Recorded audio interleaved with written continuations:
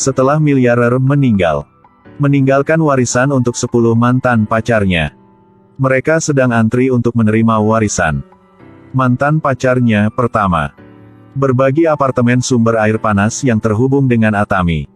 Mantan pacar kedua, dapatkan villa dengan kolam renang yang mewah. Mantan pacarnya ketiga, apartemen bersama dengan pemandangan gedung tinggi. Mantan pacarnya ke-9, dapatkan villa dengan kolam renang di Hawaii.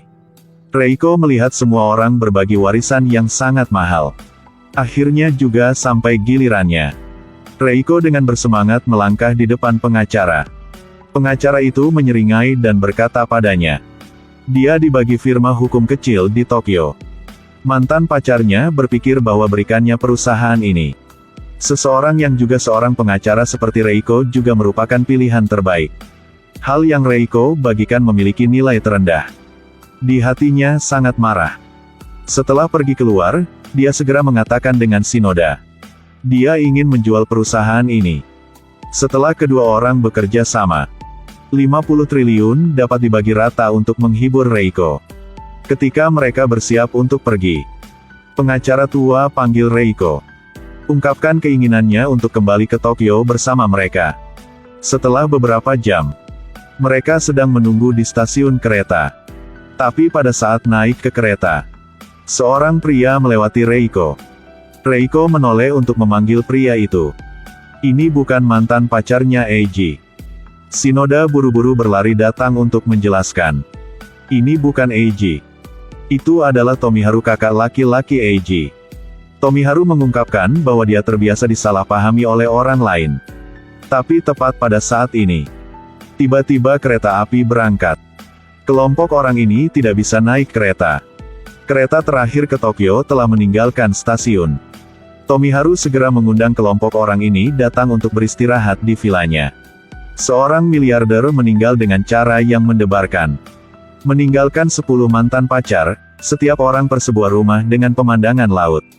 Tapi sampai giliran Reiko, dia baru saja mendapatkan firma hukum lama. Di hati Reiko sangat marah. Segera keputusan harus dimenangkan. Aset perusahaan 370 triliun mantan pacar. Reiko melihat kode misterius itu. Miliarder tercatat dalam buku sebelum dia meninggal. Dia mengingat lagi kali pertama kedua orang mereka bertemu. Eiji mengejarnya dengan kode di selembar kertas. Reiko memahami urutan angka ini sebagai kode untuk menemukan kebenaran. Tapi sangat tidak beruntung adalah, kebesokan hari, ayah Eiji membawa pengacara untuk permintaan untuk memeriksa surat wasiat asli. Ketika orang-orang datang ke ruangan untuk letakkan surat wasiat, menemukan bahwa brankas dibuka oleh seseorang. Surat wasiat sudah dicuri. Pengacara tua buru-buru berlari untuk menelepon ke polisi. Tapi tidak lama kemudian, karena menghidu obat-obatan beracun, pengacara tua meninggal dengan menyesal. Kebesokan hari, Reiko menemukan ayah Eiju ingin bertanya tentang kebenaran. Dia sangat marah dan berpura-pura itu bukan dia. Reiko datang untuk mencari keluarga sepupu Eiji. Kerumunan juga menyatakan bahwa itu sama sekali bukan mereka. Sejak itu, orang-orang di villa juga mulai berspekulasi satu sama lain. Kecurigaan bahwa pihak lain adalah orang yang mencuri surat wasiat dan membunuh pengacara tua itu. Reiko juga mulai bertanya setiap orang di sini. Tapi dari awal sampai akhir masih tidak bisa menemukan siapa yang bisa menyimpulkan motif kejahatan. Surat wasiat hilang. Berarti jumlah uang di belakang tidak akan memiliki efek hukum. Pada pagi kebesokan hari, Reiko segera naik kereta api untuk keluar tempat ini. Ketika dia sampai Tokyo, dengan tidak sengaja melihat karakter di papan tanda stasiun lagi. Dan nomor yang Eiji meninggalkan sangat mirip. Selanjutnya, Eiji memperlakukannya dengan sangat baik di masa lalu. Jadi dia pergi ke perusahaan yang dia dapatkan. Menolak seorang pengacara untuk menandatangani kontrak akuisisi. Dan tunjukkan bahwa dia akan terus-menerus menyelidiki kasus ini. Sekaligus dia memutuskan untuk membawa Shinoda datang untuk bekerja sama. Seorang miliarder meninggal dengan cara yang mendebarkan. Meninggalkan miliaran dolar dalam kekayaannya kepada si pembunuh. Untuk mendapatkan 370 triliun dari pembunuh sebenarnya, Reiko. Dia kembali ke rumah sang miliarder lagi. Melakukan penyelidikan terhadap orang-orang yang tinggal di rumah itu. Dia dan Shinoda menemukan perawat pribadi sang miliarder saat masih hidup. Setelah beberapa saat mengancam dan merayu, perawat dengan jujur mengatakan dengan Reiko, hari yang miliarder meninggal, dia benar-benar tidak datang yang terlambat. Tapi dia adalah orang yang pertama menemukan miliarder sudah meninggal. Pada saat itu, sebuah lubang jarum muncul di tangan sang miliarder. Lebih dari itu, masih ada jarum suntik yang letakkan di meja. Dia panik, membawa hal ini untuk menceritakan kisah ini kepada bibi miliarder. Agar tidak mempengaruhi daftar obat baru. Dan tidak menggerakkan harga saham perusahaan. Mereka bersama-sama untuk menyembunyikan fakta bahwa miliarder itu dibunuh. Dan dilaporkan sebagai kematian alami. Sampai malam, Shinoda menerima panggilan dari mobil bekas di kamar miliarder. Pada pagi kebesokan hari dia pergi ke pusat mobil bekas. Ini adalah mobil miliarder saat hidup. Beberapa hari yang lalu ada seorang mengemudi mobil ini. Mobil ini ingin menabrakkan sampai mati dia dan Reiko. Setelah itu mobil ini sudah menghilang. Sekarang, tiba-tiba mobil mogok atas nama miliarder. Shinoda merasa aneh. Jadi segera berhubungi dengan Reiko. Reiko membawa kedua FBI bersamanya datang ke pusat bekas. Melalui inspeksi FBI, menemukan brankas kata sandi yang berisi surat wasiat curian di bagasi mobil. Kelompok orang ini membawa brankas kata sandi ini ke kantor polisi. Temukan seorang ahli untuk membuka brankas untuk memecahkan kunci. Ketika brankas dibuka, Reiko buru-buru mengambil untuk melihat. Ada laporan tes DNA di dalamnya. Sepertinya Reiko sudah paham.